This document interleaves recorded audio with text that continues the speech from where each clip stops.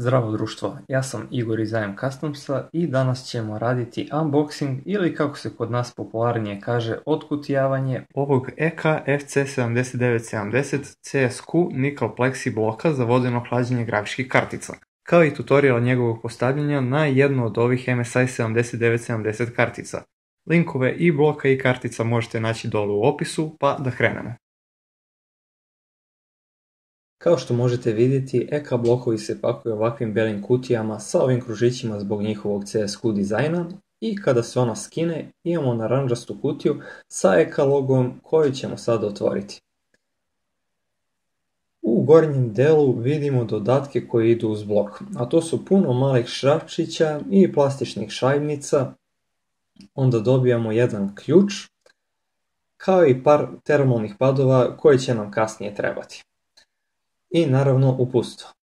EKA pravi prilično detaljno uputstvo sa slikama uz pomoć kojih apsolutno nećete imati nikakvih problema sa postavljanjem bilo kog bloka za vodeno hlađenje na neku komponentu.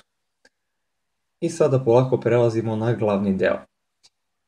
Imamo ovaj jedan sunđerčić i također postoji jedan odozdo koji štiti sam blok. A ovo je mali FC Link blok koji ću kasnije objasniti zašto je potreban. I također dobijamo i EKA termalnu pastu. Samo ovo malo da fokusira i to je EKA Ekoterm termalna pasta. I naravno sam blok koji sam ja prethodno otpakovao pa je ovaj sil pocepan i blok je kao što sam napomenuo Nickel Plexi, odnosno sad ćete vidjeti da on ima poniklovanu bazu od bakra, a gornji deo mu je od pleksiglasa, tako da možemo vidjeti tečnost koja teče kroz sam blok. I ovo je neki aluminijumski cover koji je samo prikačen od ozgo. I sada možemo preći na pripremu za rad na karti i bloku.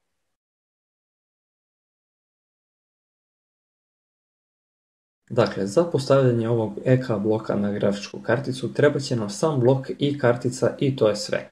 Naravno, šalim se, to nije jedino što je potrebno. Treba će nam još par stvari koje EKA nije uključio u pakovanje, a koje će nam omogućiti i olakšati postavljanje bloka. Tako da ću ovo sada skloniti na stranu pa da vidimo šta nam sve to treba. Naravno, prvo i osnovno čista podloga. Jako je bitno da je površina na kojoj se radi čista kao i da je sama soba čista i bez prašine, da ne bi došlo do prljanja čipa i povećanja temperatura posle postavljanja bloka. Onda, jedan običan zvezdasti šrafciger. Naravno, tu su i ostali ako budu zatrebali. Hemijska olovka i neka obična kartica koju ćemo kasnije koristiti za neko obeležavanje, makaze. I sada idemo na čišćenje. Za čišćenje se koristi 100% alkohol jer on dobro uklanja termalne paste i prljavštinu i primarno čišćenje ćemo obaviti običnim toalet papirom ili bilo kojim papirom koji upija tečnost. A malo detaljnije čišćenje se radi štapićima za uši, odnosno štapićima sa nekom vrstom vate ili tako nečega na sebi. I za najdetaljnije čišćenje imamo mikrofiber krpicu koja uklanja i neke mikro nečistoće koje ovi prethodni jednostavno ne mogu. A ako nećete koristiti EKA termalnu pastu, kao što ja u ovom slučaju neću, ja na primjer volim da koristim Noctuinu NT-H1 pastu. I za kraj ćemo uzeti jednu kesicu koja će nam služiti za odlaganje otpadaka prilikom rada. Pa da krenemo na čišćenje i postavljanje bloka. U ovom tutorialu nećemo obraditi skidanje fabričkog kulera sa grafičke karte jer je to inače prilično lako raditi samo skidanjem par šrafova i konektora koji povezuje ventilator tog kulera sa kartom. I onda dobijemo ovako PCB grafičke karte sa čipovima na kojima je stara termalna pasta i termalni padovi. Termalne padove naravno skidamo pažljivo rukama, a termalnu pastu uklonimo alkoholom kao što je malo prepomenuto. Potrebni su nam dakle alkohol, papir, štapići i mikrofiber krpica. Alkohol znači uzimamo i natapamo jedno parče papira, naravno ne iznad grafičke karte. I ovako laganim pokretima čistimo ponaosob svaki od čipova na kojima će ležati blok. Ovaj deo ću naravno malo ubrzati da se vi ne biste smarali dok ja to radim.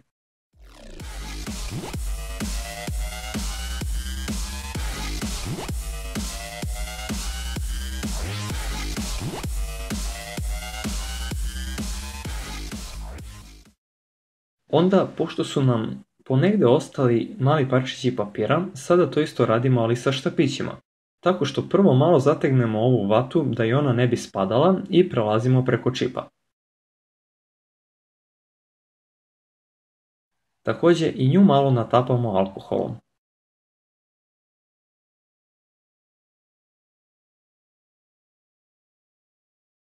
I odmah drugom stranom štapića taj deo i osušimo.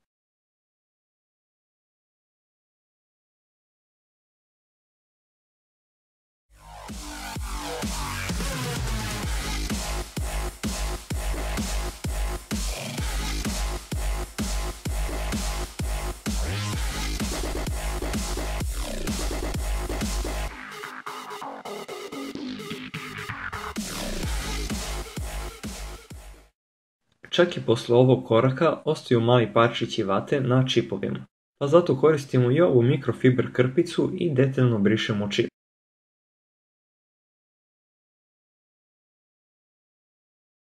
Da bi se dobio ovaj kristalni ogledalo finiš, kao što možete vidjeti.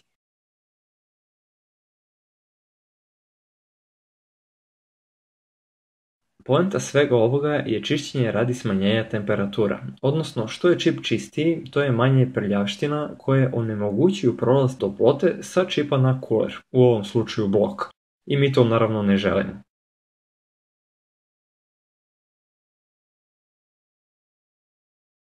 I ovim smo čišćenje kartice završili, pa možemo preći na čišćenje bloka.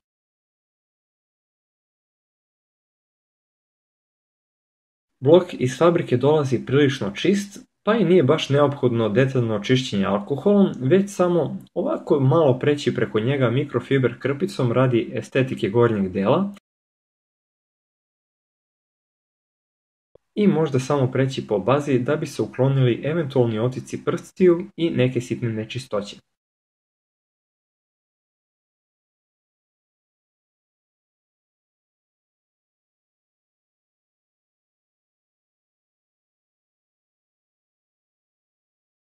I to bi bilo to što se tiče čišćenja. Sljedeće što trebamo uraditi je konsultovati se sa uputstvom, jer ne stavljamo samo termalnu pastu na svaki od ovih čipova, već moramo staviti i termalne padove koje EK daje uz ovaj blok.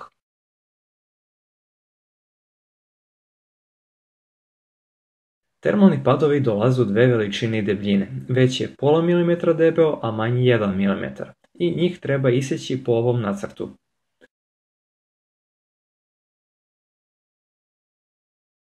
Za to nam je potrebna jedna obična hemijska olovka i ova kartica, kao što sam naveo, i makaze.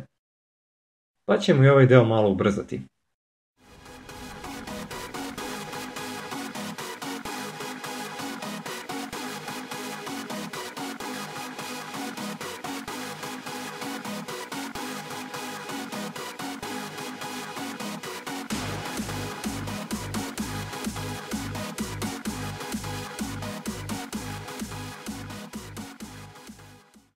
I kada smo napravili ove zareze, možemo preći na sečenje, opet malo brže.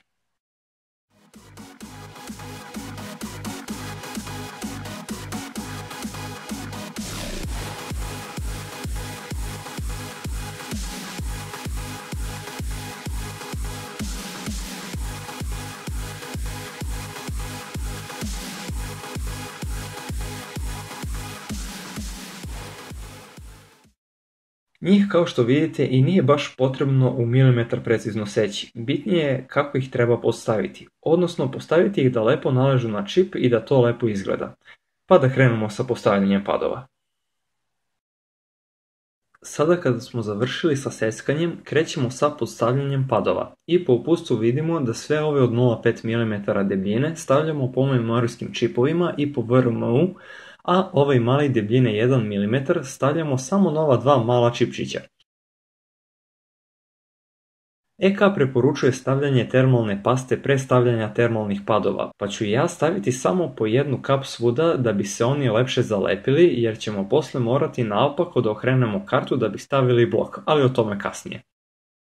Tako da stavljamo samo jednu malu kapljicu termalne paste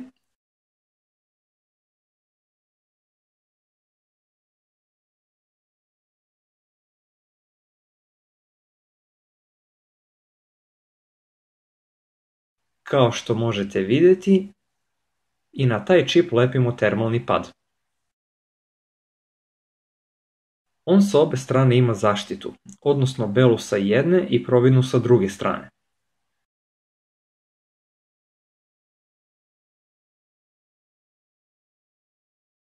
Evo kad fokusira možete vidjeti kako one izgledaju.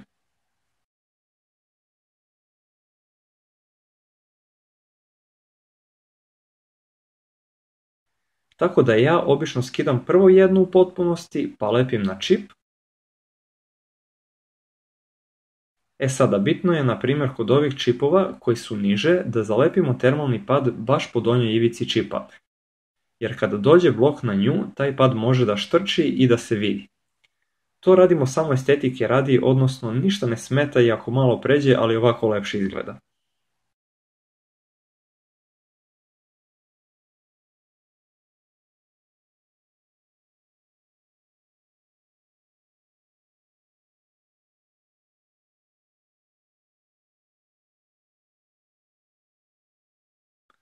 I kada zalepimo pad, onda skidamo i gornju zaštitu i polako ga njome utisnemo na čip.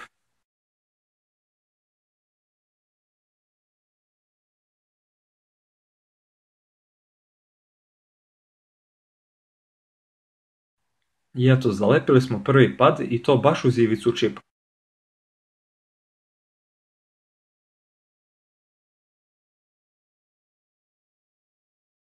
Pa sada lepimo i ostale, što ću naravno ubrzati.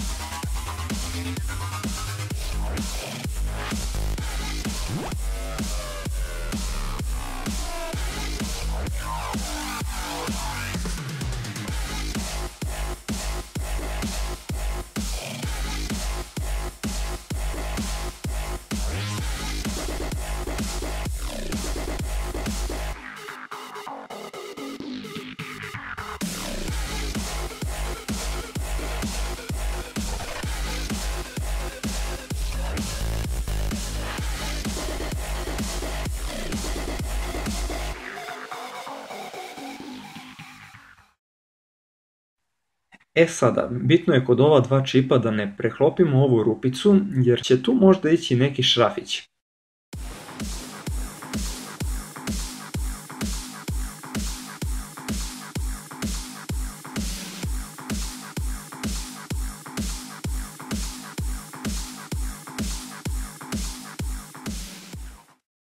I nju smo zaobišli, pa nastavljamo na VRM deo.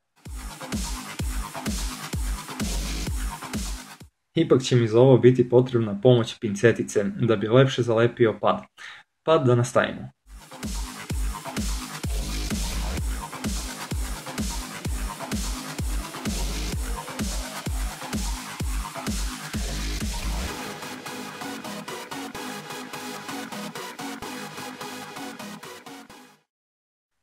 I to bi bilo to što se padova od pola milimetra tiče. I ostaje samo još ovaj mali čip da prekrijemo i to ovim padom debljine 1 mm koji je isto prekriven duplim slojem plastike.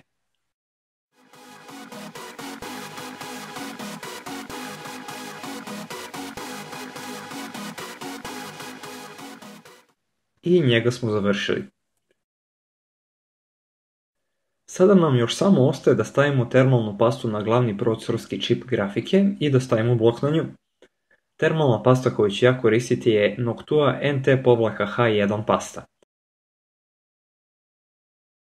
IECA preporučuje staviti je u obliku plusića, pošto je ovo veliki čip, pa se ukoliko stavimo samo zrnce na sredini, pasta možda neće razliti preko celog čipa.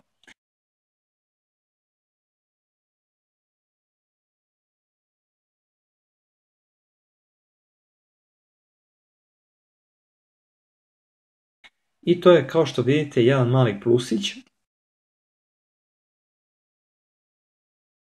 Svi ostali čipovi su prekriveni. I sada možemo staviti blok. Za postavljanje bloka postoji jedan mali trik.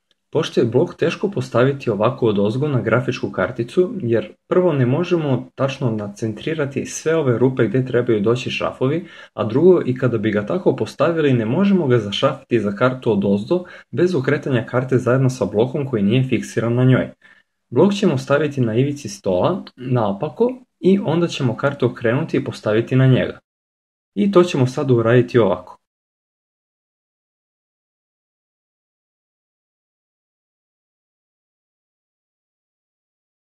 Dakle, postavljamo blok ovako da malo visi sa ivice i uzimamo karticu, okrećemo je naopako i stavljamo preko bloka. Naravno, pazimo da se ovi termalni padovi ne odlepe sa čipova dok je okrećemo, jer bi to bilo loše, ali stavili smo pomalo termalne paste da bi se oni bolje zalepili, pa to ne bi trebalo da se desi.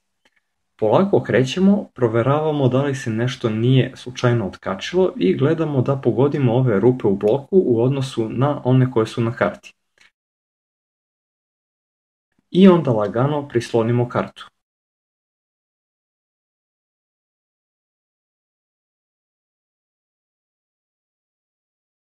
E sad, da bi ovaj glavni procesorski čip što bolje prilegao i da bi se pasta po njemu razlila, uzimamo mikrofiber krpicu i njega lagano pritiskamo na ovom mestu.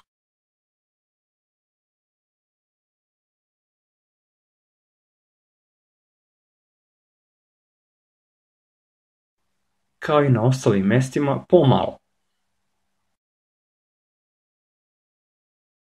Sad ostaje još da uzmemo šrafčiće i sve to lepo pričvrstimo. Kao što smo već vidjeli, uz ovaj blok nam ide i više nego dovoljno šrafova koji nam trebaju. Kao i ovaj ključić koji ćemo posle koristiti i ovaj FC link koga ćemo kasnije montirati. Šrafovi su iste veličine, tako da ne moramo brinuti koji gdje trebamo staviti i da li smo stavili negdje pogrešan. I za svaki treba ova mala plastična šajbnica. Pa da krenemo.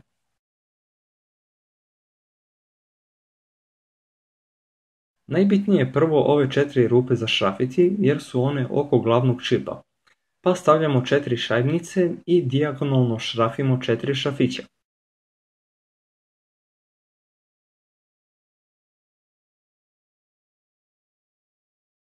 Njih prvo stavljamo jako lagano, bez zatezanja, znači baš samo da se uhvate.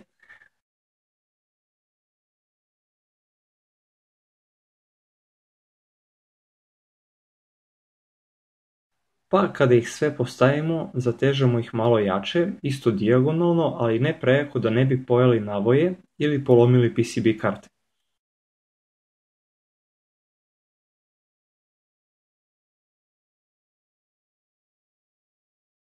I sada stavljamo ostale po uputstvu u kome tačno piše gdje koji treba da ide, pa ćemo i ovo malo ubrzati.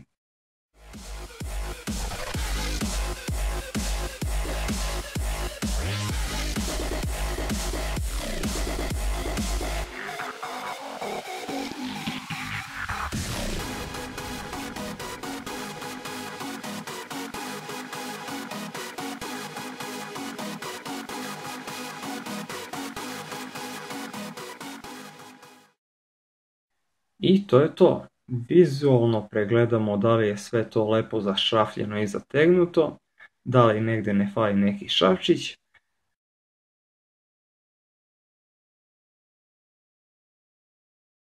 Pa je sada možemo i okrenuti.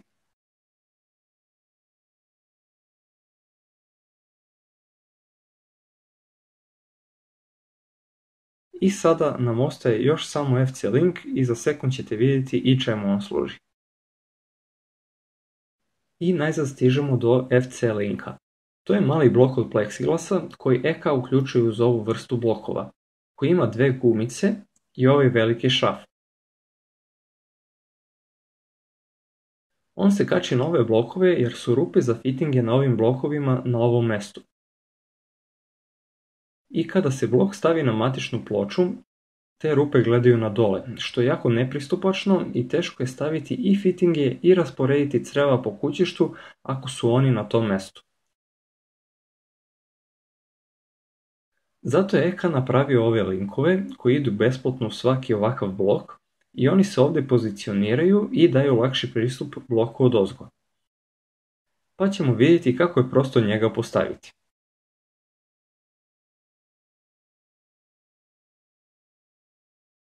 Oni uz njega daju ovaj veliki šraf i ključić koji je šestougaoni, kao i svi šrafovi na gornjoj strani bloka. Pa ćemo olabaviti i skinuti ovaj šraf između ove dve rupe i staviti link odozgo.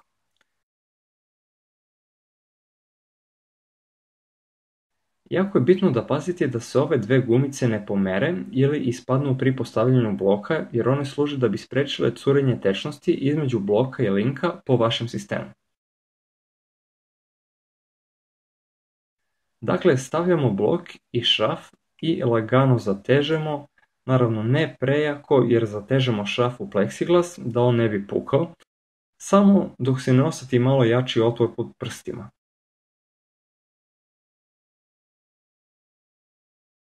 I to je to, neće on nigdje mrdati. I ovim smo završili postavljanje bloka na grafičku kartu. Pa društvo, ovim smo završili otkutijavanje i tutorial postavljanja bloka na grafičku kartu. I ako vam se ovaj klip svidao i ako hoćete još ovakvih klipova, lupite taj like ispod. Predloge i sugestije naravno možete ostaviti u komentarima, a ja ću ih sve pregledati i odgovoriti na njih. Ovo mi je dakle prvi klip ovog karaktera i trudit ću se da poboljšam sadržaj i kvalitet klipova što je više moguće. I u principu to bi bilo to. Ja sam Igor iz AM Customsa i vidimo se u nekom sljedećem klipu. Zdravo!